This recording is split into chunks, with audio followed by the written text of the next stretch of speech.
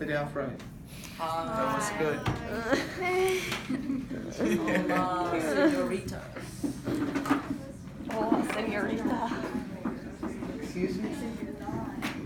Okay, let's get started on this, Said yo, what's guys. Put it away, please. Let's get started on this in search for John 4. We're going to pick up, we talked about this new dialogue and now Jesus' replacement. We're going to pick up and reread John 4, 1 through 4. Now, when Jesus learned that the Pharisees had heard that Jesus was making and baptizing more disciples than John, although Jesus himself did not baptize but only his disciples, he left Judea and departed again for Galilee, and he had to pass through Samaria. So he left Judea. Why? Well, several reasons I already told you. The Pharisees had begun to take notice of him, and he didn't want them to take too much notice of him because his hour had not yet come. His hour for that to happen had not yet come, because that would lead to his death. And also, he probably didn't want to cause a further rift. Remember, I think it was Andrew and John that were complaining and saying, look, Jesus is getting more disciples than you are, to John the Baptist. And that's when John the Baptist says, he must become greater, I must become less. So Jesus probably didn't want his popularity to anger the disciples of John the Baptist. Maybe. But we do know that he left because of the Pharisees. So it says that he had to go through Samaria. He didn't have to go through Samaria. He could have gone around in Perea like some Jews did. But he had to go, that was the shortest route, that was the most direct route. But he had to go also in the sense that there was a woman there that he needed to meet and he needed to change her life. And so that's why he took that route. So I want to give you some background on how Samaria became Samaria. I mentioned this in class earlier this week or last week, but I want to mention it again. So after Solomon died, there was King Saul, and then King David, and then David's son Solomon was on the throne. And when he died, his son, I think it was Jeroboam, he had two sons. Jeroboam, he had a lot of sons, but he had two sons that were fighting over the throne. Jeroboam and Rehoboam. I don't know who was oldest, but and I don't know why he named them Jeroboam and Rehoboam, but he did. And so I think it was Rehoboam fought Jeroboam, but I could be wrong about that, for the crown, and they ended up splitting Israel in half. The northern half of Israel was called Israel. The southern half was called Judah. Now, by Jesus' time, it was Judea and Samaria and Galilee. But in Old Testament times, after Jeroboam and Rehoboam, it was called Israel and Judah. The northern kingdom falls to Assyria. Israel falls to Assyria in 722 BC. The southern kingdom, Judah, would follow about 200 years later. And they take captive those people of any substance. They take captive anyone that had any sort of power or ability. They took the gifted people in every sense of the word. They took with them back to Assyria. Those left behind in Israel intermingled both in marriage and religion with the conquering Assyrians. Those who were exiled eventually returned to find a spiritual hodgepodge in Israel. A hodgepodge is just a bunch of stuff mixed together. My mother used to make something called hodgepodge soup, and it was, I think it was like minestrone soup, like Campbell's minestrone soup, and then you just threw a bunch of stuff, hamburger and a bunch of stuff in with it, hodgepodge. So that was what they were, both physically, both by blood and by religion. They were just all this stuff thrown into the pot. So over time, the Samaritans gravitated to a monotheistic religion, a religion that believed in one God, the God of the Bible. But it was a monotheistic religion that with some real holes in its theology. Some important places where they hadn't gotten it right. In part because of mixing it with the polytheism of their conquerors. So what did they believe? Well, they only believed in the Pentateuch, which is the first 5 books of the Old Testament: Genesis, Exodus, Leviticus, Numbers, Deuteronomy. So they only believed in that part because much of the rest of the Old Testament emphasized Judea and David rather than Samaria and Abraham, and they were from the area that the patriarchs were from. Abraham, Isaac, Jacob. This is in the very area where Jacob lived, and in the very area close to where Abraham lived as well. They worshipped on Mount Gerizim. They built a temple there. And that was the mountain where Abraham first worshipped in the Promised Land. It was the place where the Israelites heard the law, and the blessings were being shouted from Mount Gerizim, and Mount Ebal, the curses were being shouted from there. So when they heard the law and its blessings from God when they first entered the Promised Land after wandering in the desert with Joshua as their leader. So because of all of this, a bitter rivalry grew up between the Jews and the Samaritans. They had contempt for each other, and it was a contempt that grew. In fact, in 128 BC, so 128 years before the birth of Christ, the Jews burned and destroyed the Samaritan temple. In Jesus' day, Dr. Gary Burge called it a smoldering tension. Smoldering is like if you have a fire in your fireplace, it's a real wood fire, not a gas fire, but a real wood fire. And there's flames, and you just let it die down and die down and die down, and eventually it's just this glowing wood. There's no flames anymore, but it's very hot. It's just not flaming, right?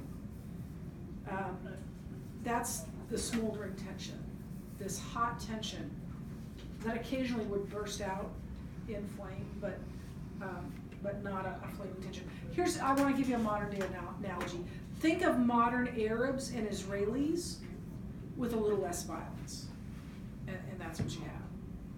So then, given this situation, how shocking would it be for Jesus to talk to this woman? Well, it would be shocking. How shocking would it be for a Jew today to strike up a polite conversation with an Arab within Palestinian borders?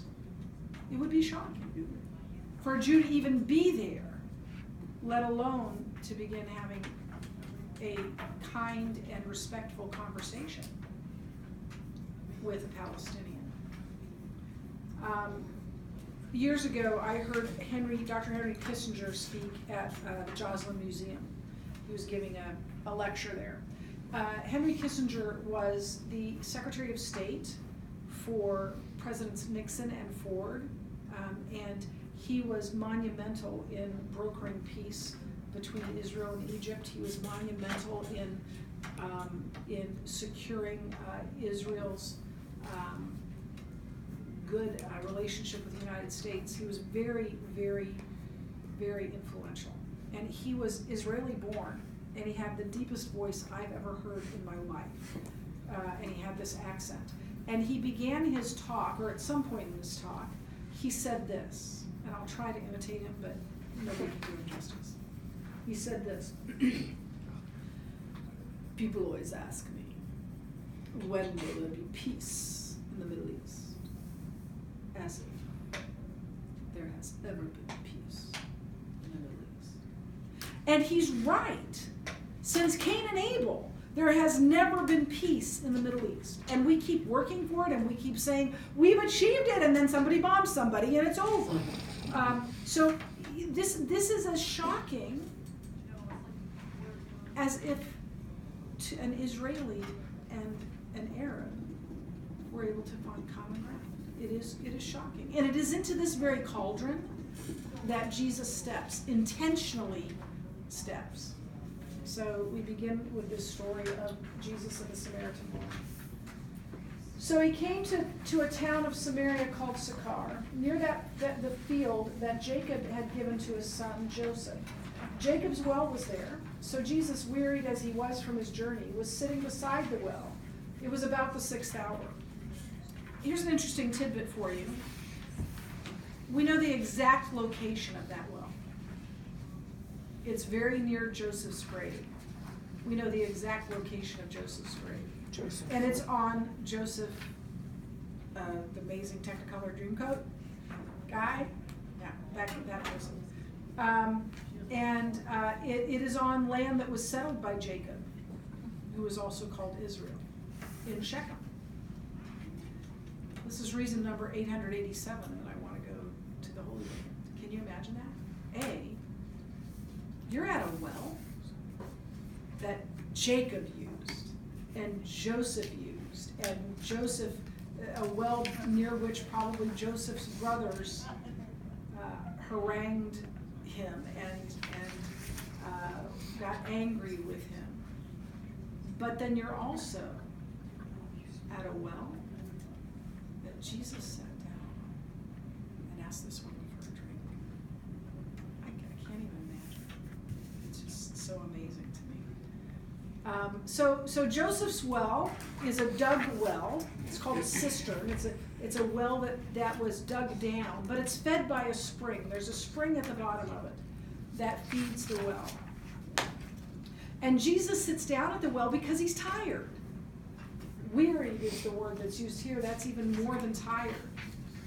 It's interesting in this gospel that has a very high Christology, a very high view of Christ, and is very concerned with recognizing the messiahship and as well as the divinity of Jesus, that Jesus is Messiah and he is God, that this would be mentioned, that John would admit that Jesus was tired.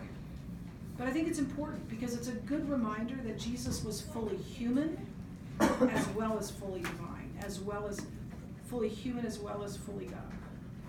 And he was tired and apparently thirsty. And it's about noon.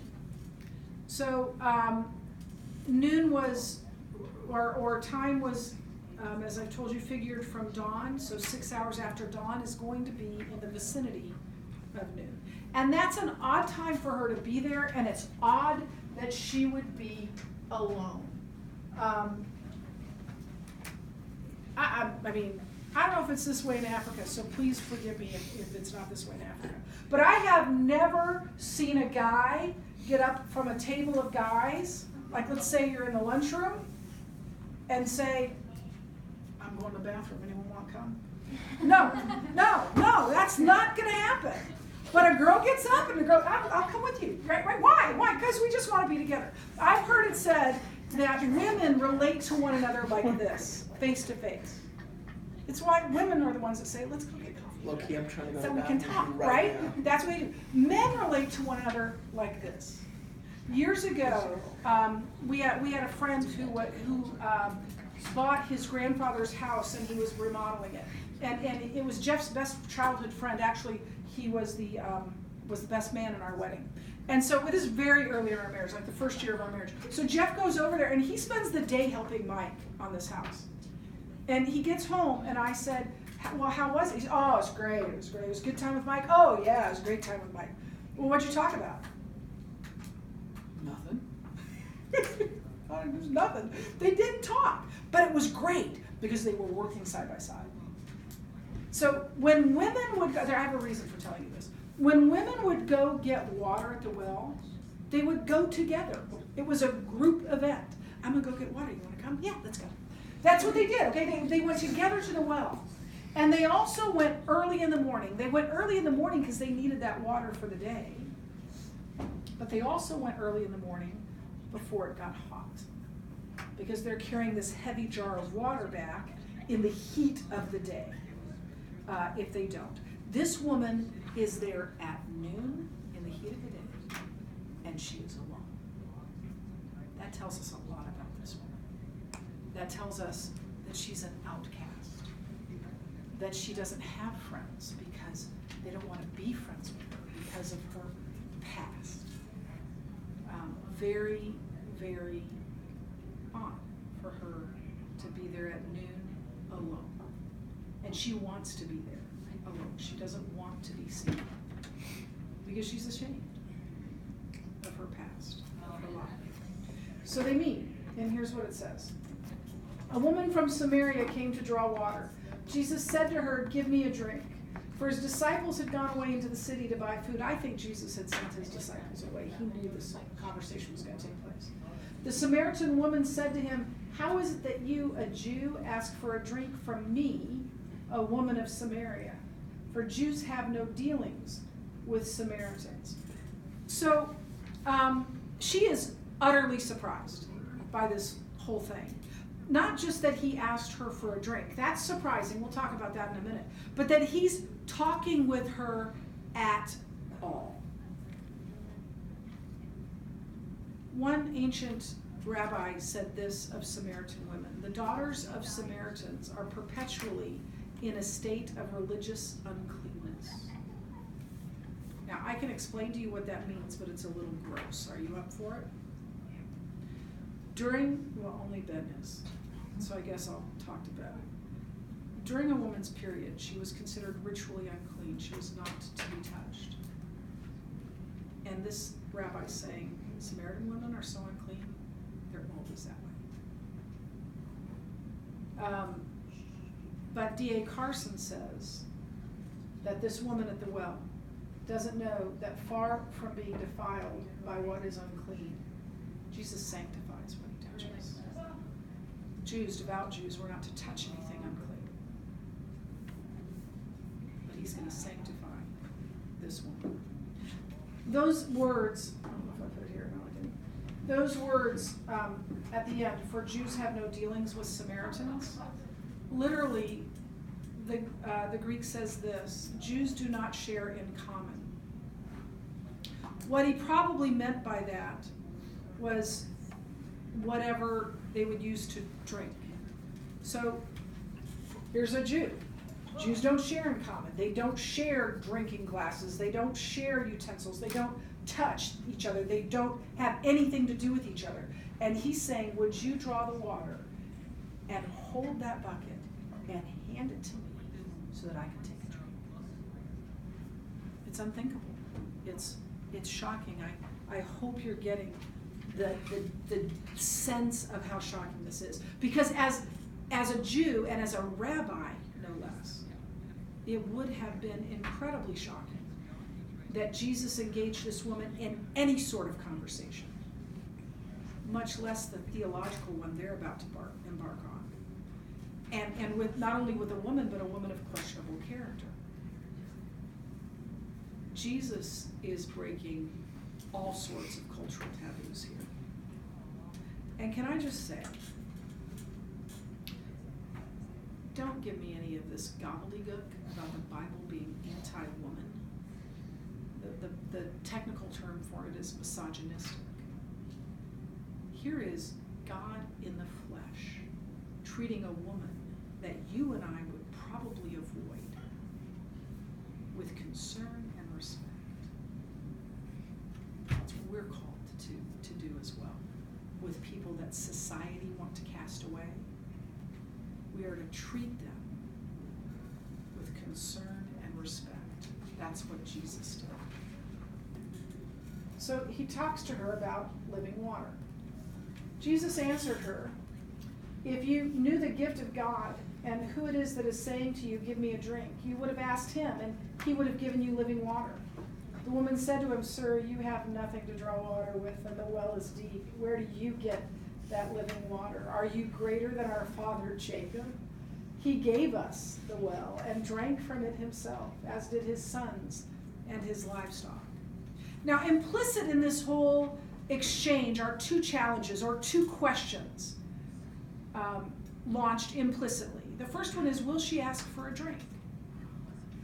And the second one is, will she understand the water that is being offered and the identity of its giver?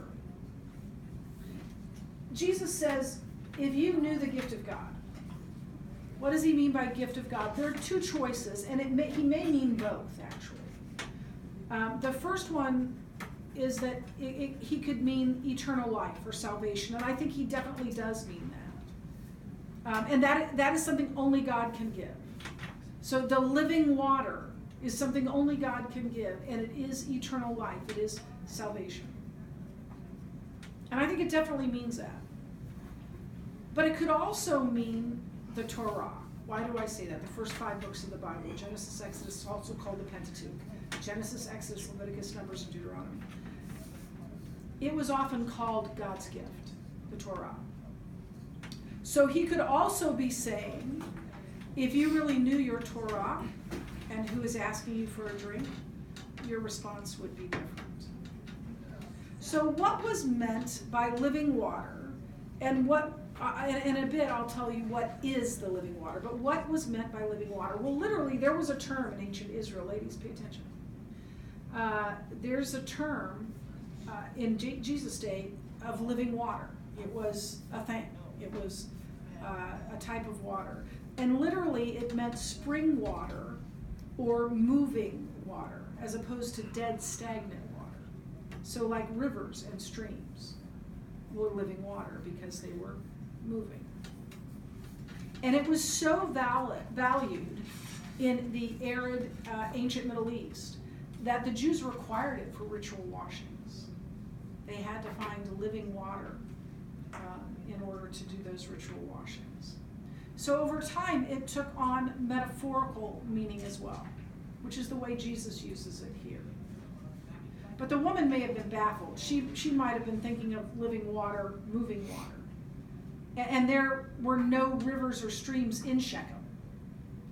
So she may have thought, there's no living water here. There's no living water in Shechem.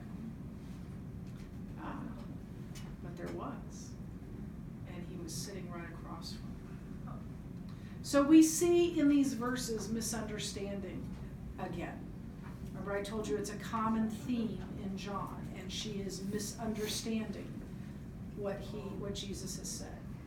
She keeps thinking of physical water, H2O. Jesus is talking about symbolic living water, the water spoken of by the prophets in the Old Testament. There are Old Testament verses that show that God both is the living water and he gives the living water.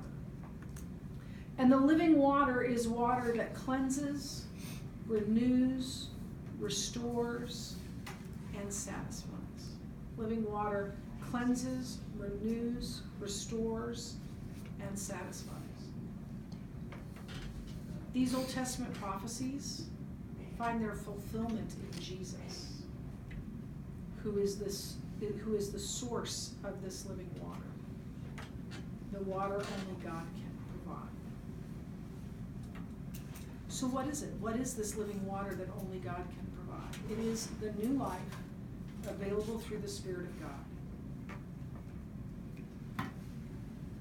And it is new life that begins now, begins when we trust Christ, begins here on this earth, and lasts forever. That's why it quenches eternally. It eternally quenches spiritual thirst, because it lasts forever. When Jesus was talking to Nicodemus, it was what he called being born again, or born from above, born anew. Living water is salvation.